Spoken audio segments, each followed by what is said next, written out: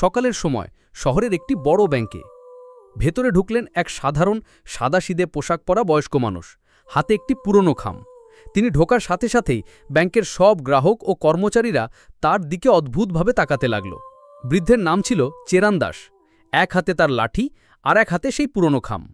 তিনি ধীরে ধীরে গ্রাহকদের জন্য নির্ধারিত কাউন্টারের দিকে এগিয়ে গেলেন। কাউন্টারের পেছনে বসেছিলেন সীমা নামের এক নারী। ব্যাংকের ভেতরে থাকা সবাই মনোযোগ দিয়ে চেরান দাসের দিকে তাকাচ্ছিল। তিনি ধীরে ধীরে সীমার কাছে গিয়ে ভদ্রভাবে বললেন, শোনো মেয়ে, আমার অ্যাকাউন্টে একটা সমস্যা হয়েছে, এটা ঠিকমতো কাজ করছে না। এ কথা বলে চেরান দাস খামটি সীমার দিকে বাড়িয়ে দিলেন, কিন্তু সীমা তার পোশাক ভালো করে দেখে বললেন, বাবা, আপনি ভুল করে ব্যাংকে ঢুকে পড়েননি তো? আমার মনে হয় আপনার এই ব্যাংকে কোনো অ্যাকাউন্ট নেই। তখন চেরান দাস শান্তভাবে উত্তর দিলেন, মেয়ে, আরেকবার ভালো করে দেখো, হয়তো আমার অ্যাকাউন্ট সত্যি এখানে আছে। সীমা খামটি হাতে নিয়ে বলল, বাবা, এতে একটু সময় লাগবে, আপনাকে একটু অপেক্ষা করতে হবে। এই কথা বলে সীমা ও অন্য কর্মচারীরা তাদের কাজ চালিয়ে গেল, আর চেরান দাস দাঁড়িয়ে রইলেন অপেক্ষায়। কিছুক্ষণ পর তিনি আবার বললেন, মেয়ে, যদি তুমি খুব ব্যস্ত থাকো তাহলে ম্যানেজারকে ডাকো, আমার তার সঙ্গে কথা বলতে হবে। অনিচ্ছা সত্ত্বেও সীমা ফোন তুলে ম্যানেজার সুনীলের অফিসের নম্বর ডায়াল করল এবং জানালো যে একজন বৃদ্ধ লোক তার সঙ্গে দেখা করতে চান। ম্যানেজার দূর থেকে চেরান দাসকে দেখে লক্ষ্য করলেন তিনি খুব সাদাসিধে পোশাক পরেছেন। ফোনে সুনীল সীমাকে জিজ্ঞেস করলেন, এটা কি আমাদের গ্রাহক? নিশ্চিত নই স্যার, তবে উনি আপনার সঙ্গে দেখা করতে চান। ম্যানেজার সুনীল গুললেন, আমার ওদের জন্য সময় নেই, বসতে বলো, শিগগিরই চলে যাবে। ম্যানেজারের নির্দেশে সীমা চেরান দাসকে অপেক্ষার জায়গায় বসিয়ে বলল, বাবা, ওখানে বসুন, ম্যানেজার শিগগিরই এসে আপনার সঙ্গে দেখা করবেন। চেরান দাস একটু হাঁটাহাঁটি করে অপেক্ষা কক্ষে গিয়ে কোণে বসে পড়লেন। সবাই তখনও তার দিকে তাকাচ্ছিল, কারণ এখানে সাধারণত গ্রাহকরা স্যুট পরে আসেন, আর তিনি সাদাসিধে পোশাক পরেছিলেন। মনে হচ্ছিল তার এই ব্যাংকে কোনো অ্যাকাউন্ট নেই, কারণ এখানে কেবল ধনী গ্রাহকদের সেবা দেওয়া হয়। তাই সবাই তার দিকে তাকিয়ে ফিসফিস করে নানা অনুমান করছিল। চেরান দাস সব শুনছিলেন, কিন্তু উপেক্ষা করে চুপচাপ অপেক্ষা করছিলেন। ভাবছিলেন ম্যানেজার আসলেই শিগগির আসবেন। ব্যাংকে আরও একজন নিম্নপদস্থ কর্মচারী ছিলেন, নাম অমিত। তিনি বাইরে ছিলেন, কিন্তু ঢুকেই দেখলেন অপেক্ষা কক্ষে বসা বৃদ্ধির দিকে সবাই তাকিয়ে আছে। লোকেরা নানা রকম কথা বলছিল, কেউ বলছিল ভিখারি, কেউ সন্দেহ করছিল তার কোনো অ্যাকাউন্ট আছে কিনা, আবার কেউ অবাক হচ্ছিল কেন এমন লোককে ভেতরে বসতে দেওয়া হয়েছে। অমিত এসব শুনে চেরান দাসের কাছে গিয়ে ভদ্রভাবে জিজ্ঞাসা করলেন, বাবা, আপনি এখানে কেন এসেছেন? আপনার কি কাজ আছে এখানে? অমিতের মনে কেমন যেন লাগলো। বৃদ্ধের অবস্থা দেখে তার মন খারাপ হলো। চেরান দাস বললেন, আমাকে ম্যানেজারের সঙ্গে দেখা করতে হবে, আমার তার কাছে কিছু কাজ আছে। অমিত বললেন, আচ্ছা বাবা, বসুন এখানে, আমি এক্ষুনি ম্যানেজারের সঙ্গে কথা বলছি। অমিত ম্যানেজার সুনীলের অফিসে গিয়ে বৃদ্ধের কথা বললেন, কিন্তু ম্যানেজার আগেই তার কথা জানতেন।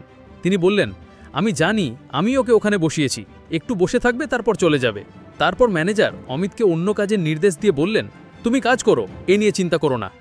অমিত কাজে ফিরে গেলেন, আর বৃদ্ধ প্রায় 1 ঘন্টা ধৈর্য ধরে বসে রইলেন।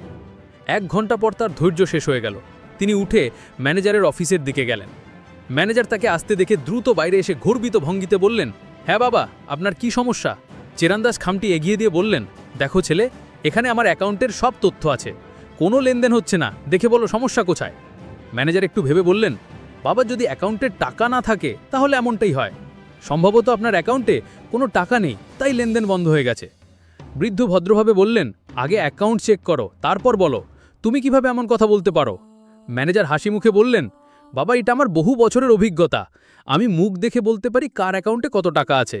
আপনার কিছু নেই, তাই চলে যাওয়ার পরামর্শ দিচ্ছি। সবাই আপনার দিকে তাকাচ্ছে, আর এতে খারাপ পরিবেশ তৈরি হচ্ছে। চেরান দাস খামটি টেবিলে রেখে বললেন, ঠিক আছে ছেলে, আমি যাচ্ছি, কিন্তু খামের ভেতরের তথ্যটা ভালো করে দেখো।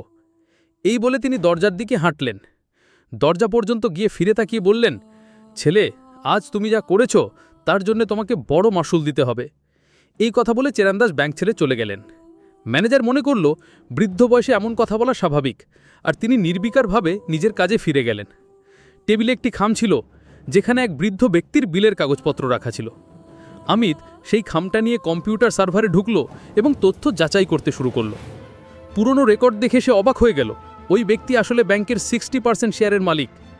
এই কথা শুনে সে আরও মনোযোগ দিয়ে তথ্যগুলো পড়তে লাগলো এবং পুরোপুরি নিশ্চিত হলো যে সেটাই ব্যাংকের মালিক। তারপর অমিত রিপোর্টের একটি কপি প্রিন্ট করে ম্যানেজার সুনীলের কাছে গেল। সুনীল তখন একজন ধনী ক্লায়েন্টের সঙ্গে বিভিন্ন স্কিম নিয়ে আলোচনা করছিল। অমিত অফিসে ঢুকে শ্রদ্ধার সঙ্গে বলল, স্যার, এই রিপোর্ট ওই ব্যক্তির বিষয় যিনি গতকাল এসেছিলেন এবং যাকে আপনি প্রায় বের করে দিতেন। আপনার উচিত এটা দেখা। ম্যানেজার অল্প দেরি করে বলল, আমাদের এই ধরনের ক্লায়েন্টদের দেখার সময় নেই। অমিত ভদ্রভাবে পুনরায় বলল, আপনি তাকে দেখলে ভালো হয়। ম্যানেজার রিপোর্ট সরিয়ে রেখে বলল, আমি আগ্রহী নই এবং দেখবও না। তারপর রিপোর্ট সরিয়ে আবার কাজে শুরু করল। ব্যাংকের পরিবেশ শান্ত হয়ে গেল, সবাই তাদের কাজে ব্যস্ত হয়ে পড়ল, আর দিনটা আস্তে আস্তে সন্ধ্যা হতে চলেছিল। পরের দিন ঠিক একই সময়ে চেরান্দ ফিরে এলো, তবে এবার সঙ্গে একটি পোর্টফোলিওধারী সজ্জিত লোক ছিল। ঢোকার সময় সবাই তার দিকে তাকালো। সে ম্যানেজার সুনীলকে ইশারা করে ডেকেছিল। সুনীল খানিকটা ভয় পেয়ে অফিস থেকে বেরিয়ে এলো। চেরান্দ বলল, ম্যানেজার, আমি বলেছিলাম এই ব্যাপারটি আপনার জন্য কঠিন হবে। আপনি আমাকে এভাবে আচরণ করার অধিকার রাখেননি। সাজো, শাস্তির জন্য প্রস্তুত হও। ম্যানেজার ভয় পেয়ে ভাবল, আমি তাকে কি শাস্তি দিতে পারি, সে কি করতে পারে। চেরান্দ বলল, তুমি ম্যানেজারের পদ থেকে অপসারিত হচ্ছ। তোমার কাজ হবে মাঠে, আর অমিত হবে নতুন ম্যানেজার। ম্যানেজার খুব দুঃখ পেল এবং বিরোধিতা করল, আমাকে কে এইভাবে বরখাস্ত করতে পারে।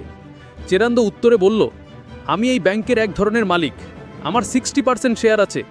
আমি তোমাকে বরখাস্ত করতে পারি এবং যে কাউকে মনোনীত করতে পারি। সকল কর্মী এবং যারা গতকাল এবং আজ চেরান্দকে দেখেছে তারা বিস্মিত হয়ে চোখ বড় বড় করে তাকালো। সঙ্গে থাকা ব্যক্তি তার পোর্টফোলিও খুলে অমিতের ম্যানেজার পদোন্নতির কাগজ বের করল। তারপর অন্য একটি চিঠি ম্যানেজার সুনীলকে দিয়ে বলল, তুমি মাঠে কাজ করতে পারো, শান্ত থাকো, কিন্তু এই ব্যাংকের ম্যানেজারের পদে কাজ করবে না। ম্যানেজার ঘামে ভিজে গেল এবং আগের দিনের জন্য ক্ষমা চাইল। কিন্তু চেরান্দ তার হাত ধরে বলল, ক্ষমা চাওয়ার দরকার নেই। আমি কেন তোমাকে ক্ষমা করব? তোমার ব্যবহার ব্যাংকের নীতির বিরুদ্ধে। তুমি কি কখনো ব্যাংকের নিয়মগুলো পড়েছ? এখানে দরিদ্র কিংবা ধনী কেউই আলাদা আকৃতি পায় না, সবাইকে সমানভাবে দেখা হয়। এই ব্যাংক আমি প্রতিষ্ঠা করেছি। আমি আগেই ঘোষণা দিয়েছিলাম এখানে সামাজিক স্থান নিয়ে কোনো পার্থক্য থাকবে না। যদি কোনো কর্মী অন্যরকম ব্যবহার করে তার বিরুদ্ধে কঠোর ব্যবস্থা নেওয়া হবে। চেরান্দ বলল, আমি তোমার কাছে শুধু এতটাই অভিযোগ করছি যাতে তুমি কাজ শিখতে পারো, নতবা আমি তোমাকে বরখাস্ত করতাম। তোমার আমার সঙ্গে আচরণ কখনো গ্রহণযোগ্য নয়। অমিত, যার কিছু ছিল না, আমার কাছে সাহায্যের জন্য এসেছিল, এই জন্য সে এই পাত্রীর যোগ্য। সে ক্লায়েন্টদের বুঝতে পারে এবং পোশাক দেখে বিচার করে না। তারপর চেরান্দ সীমাকে দেখে কঠোরভাবে বলল, আমি তোমাকে প্রথম ভুলের জন্য ক্ষমা করছি, কিন্তু এখন থেকে তোমার কারো পোশাক দেখে বিচার করা বন্ধ করতে হবে। ব্যাংকে আসা সবাইকে সতর্ক হবে দেখতে হবে। যদি তুমি আমাকে আগেও জানিয়ে দিতে তাহলে আমাকে ম্যানেজারের কাছে গিয়ে অপমান সহ করতে হতো না। সীমা দোয়া করতে শুরু করলো এবং ক্ষমা চাইল, বাবা আমাকে ক্ষমা করো, আমি বড় ভুল করেছিলাম, আর এমন হবে না। এরপর চেরান্দ সঙ্গে থাকা লোকের সঙ্গে চলে গেল এবং সবাইকে বলল, তোমাদের অনেক কিছু শেখার আছে, শেখো, এটা তোমাদের উপকারে আসবে। আমি সময় সময় এখানে লোক পাঠাবো যারা তোমাদের কাজের প্রতিবেদন দেবে। এই কথাগুলো বলে চেরান্দ চলে গেল। সব কর্মীরা এই কথা নিয়ে আলোচনা শুরু করলো এবং ভাবলো তাদের কাজ আরও ভালো করতে হবে, যেন আর এমন সমস্যা না হয়। এই ভাবনাগুলো নিয়ে ব্যাংক পুরোপুরি বদলে গেল এবং সবাই ভালোভাবে কাজ শুরু করলো। চেরান্দর এই উদ্যোগ ব্যাপক প্রশংসিত হলো এবং সবাই ব্যাংকটির প্রশংসা করতে লাগলো, বলতো যে যদি এমন মালিক না থাকতো ব্যাংকটি হয়তো অনেক আগেই ডুবে যেতে পারত। অনেক মালিক ব্যাংক খুলে রেখে দেয়, কর্মীদের কাজ নিয়ে ভাবেন না, কিন্তু চেরান্দ পুরো দায়িত্ব নিয়ে ব্যাংক পরিচালনা করেন এবং কর্মীদের একটি ভালো পাঠ দেন। আপনি কি ভাবছেন চেরান্দ সম্পর্কে এবং অমিতকে আপনি কিভাবে মূল্যায়ন করবেন? আপনার মতামত কমেন্টে লিখে জানান। যদি ভিডিওটি পছন্দ হয় তাহলে লাইক দিতে ভুলবেন না এবং চ্যানেলটি সাবস্ক্রাইব করুন, যাতে আমরা আপনাদের জন্য আরও ভালো ভিডিও তৈরি করতে পারি। এই গল্পের উদ্দেশ্য কারো বিরক্ত করা নয়, বরং আপনাদের কিছু শেখানো এবং জীবনে প্রয়োগ করার উপদেশ দেওয়া। পরবর্তী ভিডিওতে নতুন বিষয় নিয়ে দেখা হবে। সবাইকে অনেক ধন্যবাদ।